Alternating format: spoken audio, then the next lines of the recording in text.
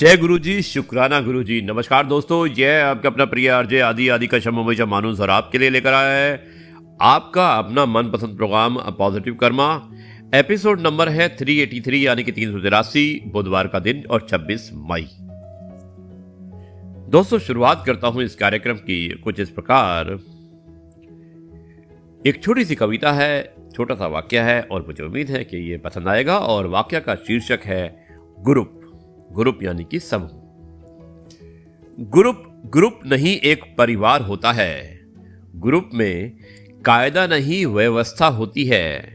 Group में सूचना नहीं समझ होती है और ग्रुप में कानून नहीं अनुशासन होता है। ग्रुप में भय नहीं भरोसा होता है और ग्रुप में शोषण नहीं पोषण होता है। ग्रुप में आग्रह नहीं आदर होता है। ग्रुप में संपर्क नहीं संबंध होता है। और अंत में दोस्तों, ग्रुप में अर्पण नहीं समर्पण होता है। कितना अच्छा लिखा है ग्रुप के बारे में। ग्रुप यानी कि एक संस्था, एक समूह और एक ऐसी ऑर्गेनाइजेशन जिसमें 3 या 3 से ज़्यादा लोग साथ में जुड़े होते हैं, उसे ग्रुप कहा जाता है। दोस्तों, यह है आपका अपना प्रिय आरजे आदि का शब्द मुंबई का मानुस। आरजे आदि विशेष कुछ अलग हो जाए और उसमें मैं आपको एक कहानी सुनाने वाला हूं। कहानी का शीर्षक है डर।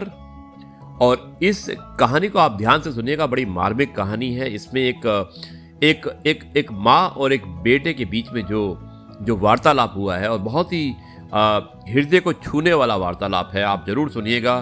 बहुत ही इमोशनल कहानी है ये, बहुत ही मार्मिक कहानी है और मुझे उम्मीद है कि ये कहानी आपको पसंद आएगी। ये है आपका अपना प्रिय आरजे आदि।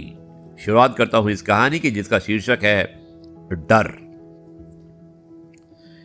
आधी रात में मां की नींद खुल गई थी और बेटे को बहू के कमरे की बजाय अपने बिस्तर पर बच्चों की तरह आड़ा तिरछा लेटा हुआ पाकर आज फिर उसका दिल आशंकाओं से भर उठा था।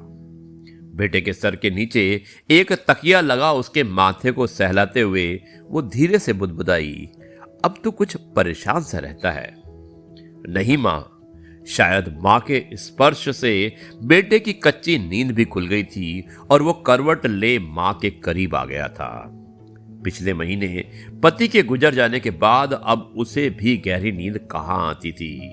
रातें तो यूं ही आंखें मूंद हल्की झपकियों में कट रही थी, ऊपर से बेटे की ये बेचैनी। आजकल जाने कब तू मेरे बिस्तर पर आकर सो जाता है, बहू से नाराज है क्या? मां ने पूछा और बेटे ने जवाब दिया, नहीं मां। किसी अबोध की तरह मां से लिपटने की कोशिश करता हुआ इस सवाल को भी वो टाल गया।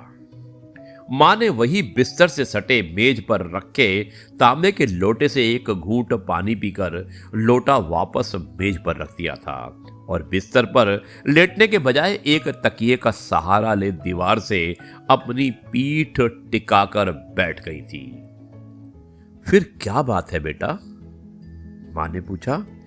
कुछ भी नहीं मां। मां की गोद को छोटे बच्चों की तरह बाहों में भरने की कोशिश करता हुआ उसके हर सवाल का खारिज कर रहा था, हर सवाल को खारिज कर रहा था। बेटा बता ना, मां ने एक बार फिर पूछा। तेरी बेचैनी देखकर मेरा दिल घबराता है। उसने बेटे का सर अपनी गोद में रख लिया था।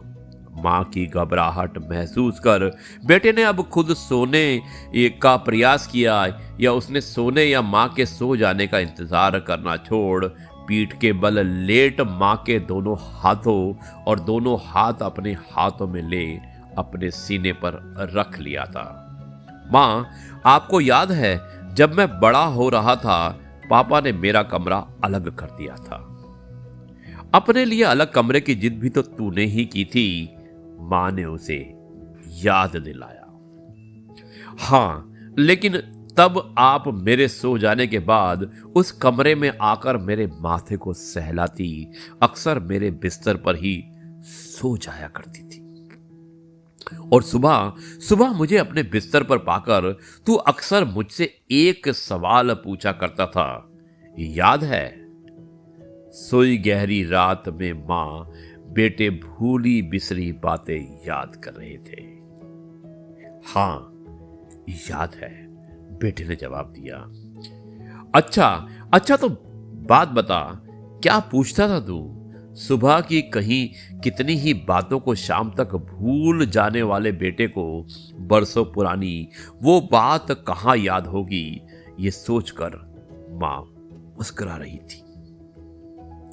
यही कि क्या आप पापा से नाराज हो? बेटे की अद्भुत याददाश्त क्षमता से रूबरू होती मां का निस्तेज होता चेहरा अचानक एक अद्भुत मुस्कान के साथ कमरे की मदीम रोशनी में भी जगमगा उठा। हाँ, पर बेटा, तुझे ऐसा क्यों लगता था? आज वर्षों बाद शायद मां भी शिद्दत से बेटे के मन की उस बात को जान लेना चाहती थी जिसे जानने की फुर्सत उसे आज से पहले कभी नहीं मिली। क्योंकि मैं आपको हमेशा पापा के साथ देखना चाहता था, पिता को याद करते हुए बेटे ने अपने सीने पर रखे मां के दोनों हाथों पर अपनी पकड़ मजबूत कर ली थी। बेटा, मैं भी तुम्हें हमेशा बहू के साथ देखना चाहती हूं, मां ने झुककर बेटे का माथा चूमकर कहा। मां, तब आप पापा को कमरे में अकेला छोड़ मेरे पास क्यों आती थी? बरसों बाद बेटा भी अपने मन की जिज्ञासा मां के सामने रख रहा था। मां ने जवाब दिया कि बेटा, डर लगता था कि अकेले कमरे में कहीं तू डर ना जाए। मां, अब जब पापा नहीं रहे मुझे भी डर लगता है। क्यों बेटा? मां अपने बेटे का डर जानने को अधीर हो उठी थी। कहीं आप अपने अकेलेपन से डर ना जाओ, इसलिए मैं। इसके आगे वो कुछ कह ही नहीं पाया था। मां बेटा एक दूजे से लिपट गए थे और सारे शब्द आंसुओं में बह गए थे। दोस्तों, ये थी कहानी और मुझे उम्मीद है कि कहानी का शीर्षक था डर। कितना अच्छा और मार्मिक संवाद था एक माँ और बेटे के बीच में। मुझे उम्मीद है कि यह आपको पसंद आया होगा। यह है आपका अपना प्रिय आरजे आदि कश्यप मुंबई चा मानुस, और आपके लिए लेकर आया था आपका मनपसंद प्रोग्राम पॉजिटिव कर्मा। मुझे उम्मीद है कि यह कार्यक्रम आपको पसंद आया होगा। अब मैं इस कार्यक्रम को यहीं पर समाप्त करता हूं और कल आपसे एक बार फिर मुलाकात करूंगा एक नई कहानी, नए किस्से और नई बातों के साथ। तब तक के लिए आपसे कहता हूं नमस्कार, जय हिंद, वंदे मातरम, भारत माता की जय, जय जवान जय किसान और जय गुरु जी, शुक्राना गुरु जी।